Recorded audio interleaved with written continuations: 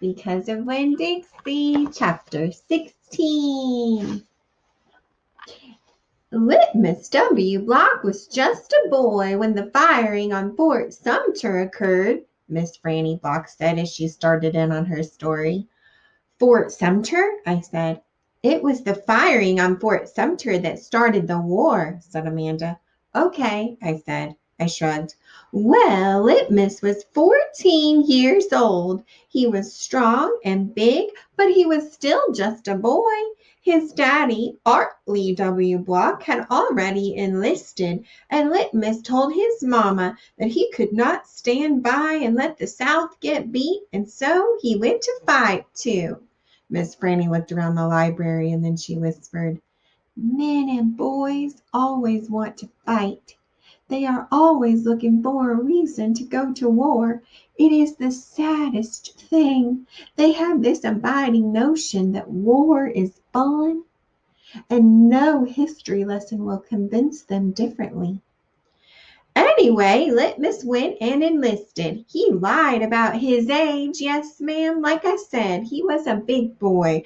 And the army took him, and Litmus went off to war just like that.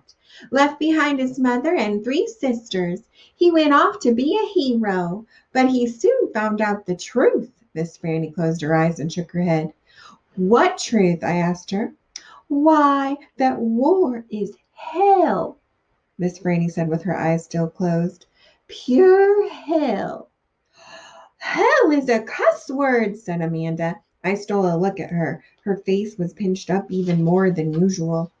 War, said Miss Franny with her eyes still closed, should be a cuss word, too. She shook her head and opened her eyes. She pointed at me, and then she pointed at Amanda. Neither of you can imagine. No, ma'am, Amanda and me said at exactly the same time. We looked real quick at each other and then back at Miss Franny. You cannot imagine. Litmus was hungry all the time, and he was covered with all manner of vermin, fleas, and lice. And in the winter, he was so cold he thought for sure he would freeze to death. And in the summer, why, there's nothing worse than war in the summertime. It stinks so. And the only thing that made Litmus forget that he was hungry and itchy and hot or cold was that he was getting shot at. And he got shot at quite a bit. And he was nothing more than a child. Did he get killed? I asked Miss Franny. Good grief, said Amanda. She rolled her eyes. Now, Opal, Miss Franny said, I wouldn't be standing in this room telling this story if he was killed.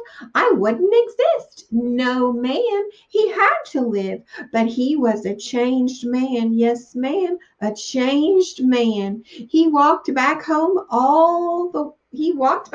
when the war was over. He walked from Virginia all the way back to Georgia. He didn't have a horse. Nobody had a horse except for the Yankees. He walked, and when he got home, there was no home there. Where was it? I asked her. I didn't care if Amanda thought I was stupid. I wanted to know.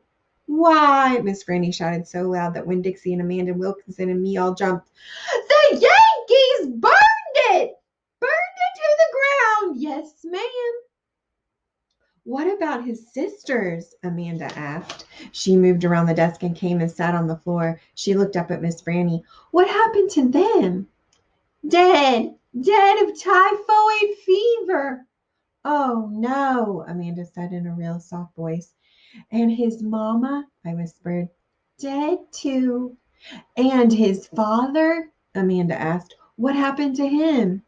He died on the battlefield. Litmus was an orphan? I asked. Yes, ma'am, said Miss Franny Block. Litmus was an orphan. This is a sad story, I told Miss Franny. It sure is, said Amanda. I was amazed that she was agreeing with me about something. I am not done yet, Miss Franny said. Winn-Dixie started to snore, and I nudged him with my foot to try to make him quit. I wanted to hear the rest of the story. It was important to me to hear how Litmus survived after losing everything he loved. Goodbye.